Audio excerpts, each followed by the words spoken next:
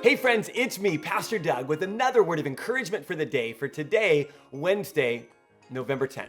Today's word comes out of the book of Hebrews, chapter 12, verses 10 and 11. And in it, we continue our exploration of a series of phrases that God uses to describe himself all the way back in Exodus chapter 34. If you've been with us, you know we've been looking really closely at Exodus 34, 6, and 7. And one of the ways that God describes himself in that passage is he says that he does not leave the guilty unpunished, which that idea leaves us feeling a little bit uncomfortable and maybe squirming a little bit, right? Because we're not entirely comfortable with this idea of God as this cosmic punisher.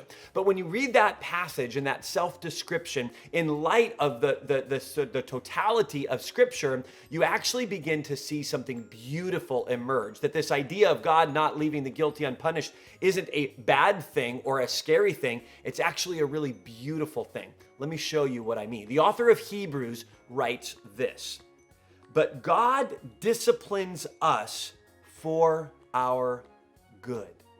For our good. See, God is disciplining us, holding us accountable for our sin, for our good, because it's good for us, because he knows that sin is destructive. And so God is intending to eliminate and eradicate the destructive consequences of sin in our lives. And so he holds us accountable and he disciplines us for sin, not just because he's mean, not just because he's angry, but because he loves us and he wants what's best for us. So Scripture says he disciplines us for our good. Now, you and I are probably, recovering teenagers that remember being disciplined as kids or disciplined as teenagers, right? You remember maybe getting called into the principal's office or getting disciplined by a teacher or a coach or getting disciplined by your parents or grandparents. I certainly have lots of those memories of times that I got disciplined by my parents for doing things I shouldn't have done, doing things that ultimately would have been destructive and damaging in my life or in the lives of people around me. And you know what?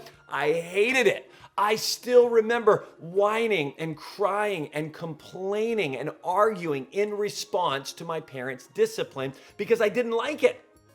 Friends, I got to tell you though, as I look back on the times that I got disciplined for my wrong behavior, as I look back now as an adult, I gotta tell you, I'm really grateful that my parents disciplined me. Can you imagine what kind of an out of control adult I would be if I hadn't been disciplined as a child? So I'm actually really grateful, even though I hated it then. And that's kind of what the author of Hebrews says here in Hebrews 12. Let me read to you the rest of the passage. "But God disciplines us for our good in order that we might share in his holiness." That's what he wants for us. "No discipline seems pleasant at the time." No, it's painful at the time. "Later on, however," this is what the author of Hebrews writes, "later on, however, it produces a harvest of righteousness and peace for those who have been trained by it." Friends, God's discipline isn't a bad thing. It's not a destructive thing. It's not a harmful thing. It's a good and beautiful thing so that we can reap a harvest of righteousness and peace in our lives because we're being trained by God's discipline. Sure, we don't like it at the time, but God has our best interest in mind. Friends, I hope this reality encourages you today.